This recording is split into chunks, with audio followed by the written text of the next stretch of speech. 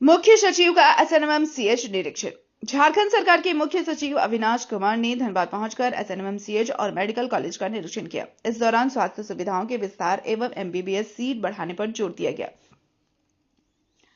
निरीक्षण के दौरान डीसी आदित्य रंजन और एसएनएमसीएच अधीक्षक डॉक्टर डी.के. गिंदौरिया भी मौजूद रहे। मुख्य सचिव ने पीजी बिल्डिंग इमरजेंसी वार्ड का जायजा लिया और अधिकारियों के साथ बैठक कर अस्पताल की जरूरतों की समीक्षा की।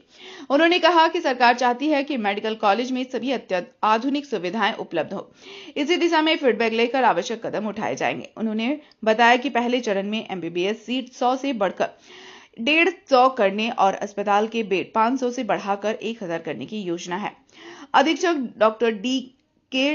गिंदौरिया ने बताया कि मुख्य सचिव ने संसाधनों की जरूरतों पर विस्तृत चर्चा की और उन्हें पूरा करने का आश्वासन दिया ताकि मरीजों को बेहतर इलाज मिल सके। कुल मिलाकर एसएनएमसीएच को आधुनिक और सुदृढ़ स्वास्थ्य केंद्र बनाने की दिशा में सरकार तेजी से काम कर रही है। देखा और भविष्य का क्या प्लानिंग है, वही समझने की कोशिश कर रहा हूँ। आज के निरीक्षण में क्या कुछ निकल के आया? कोई रिजल्ट बताना तो अभी उचित नहीं होगा। अभी चीज़ों को समझने आया हूँ और लोगों से इंटरेक्ट किया, लोगों को देखा, समझा और उसके बाद विभाग से भी बात करूँगा। तब देखते हैं कि इसमें क्या, किस दिशा में हम आगे बढ़ सकते हैं। क्या क्या प्लानिंग है सर, क्या बेहतरीन? इस वक्त बताना सीधे इंडिविजुअल कंपोनेंट वाइज तो संभव नहीं है, लेकिन ये बात सही है कि राज्य सरकार चाहती है कि उसके मेडिकल कॉलेज अच्छे रहें, हर तरीके से उसमें सुविधाएं रहें, किसी को कोई कठिनाई नहीं हो, स्टेट ऑफ द आर्ट हो सके जहाँ तक संभव हो, साफ सुथरा और पेशेंट और उसके अटेंडेंट को कोई दिक्कत नहीं हो। ये राज्य सरकार का ध्येय है, उसी को ध्यान में रखते हुए हमने भी देखा इसको। सर, प्राइवेट एम्बुलेंस जो आती है उनके कारण से जो यहाँ के दिक्कत टोकन सिस्टम लगेगा सर? ये तो मुझे आइडिया नहीं है, मुझे समझना पड़ेगा। स्पेशलिटी की बिल्डिंग बनकर तैयार है, हाल में ही जल्द चालू करने का बात हुआ है। जल्दी ही चालू होगा।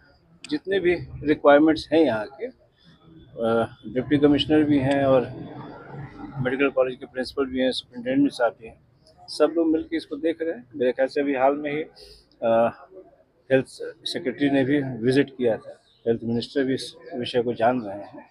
तो मंथन चल रहा है, जितनी जल्दी हो सके सभी समस्याओं का समाधान करने का प्रयास किया जाए। फैकल्टी की कमी को कैसे दूर करेंगे सर? बहुत अभाव है। नियुक्ति करके स्वाभाविक। सर, नया बिल्डिंग भी जल्द मिल सकता है? मैं इस वक्त नहीं कह पाऊँगा, अभी तो मैं रिक्वायरमेंट की स्टडी कर रहा हूँ और उसको देख के क्या रिक्वायरमेंट्स हैं, कैसे हो सकती है, क्या ज़रूरतें होंगी, उसके देख के राज्य सरकार को जो भी ज़रूरत होगी वो यहाँ सैंक्शन करेगी।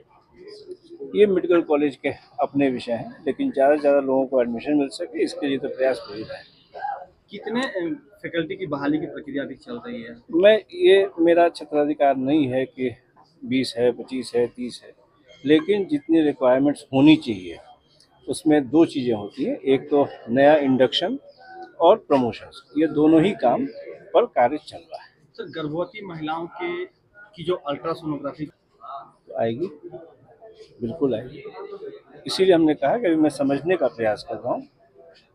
एक फील्ड लेवल पे एक मेडिकल कॉलेज के जो की पर्सनल्स हैं उनसे बात करने के बाद उनकी जो समस्याएं हैं, उनको जो अपने काम के निष्पादन के क्रम में कठिनाई होती है, उसको अगर राज्य सरकार के स्तर पर समझा जाए तो मेरे ख्याल से उनके समाधान पर ज़्यादा अच्छा फल मिल सकेगा। दौरा का मुख्य उद्देश्य था कि इसका विकास कैसे और हम लोग आगे की संरचना इंफ्रास्ट्रक्चर्स में और आगे क्या कर सकते हैं।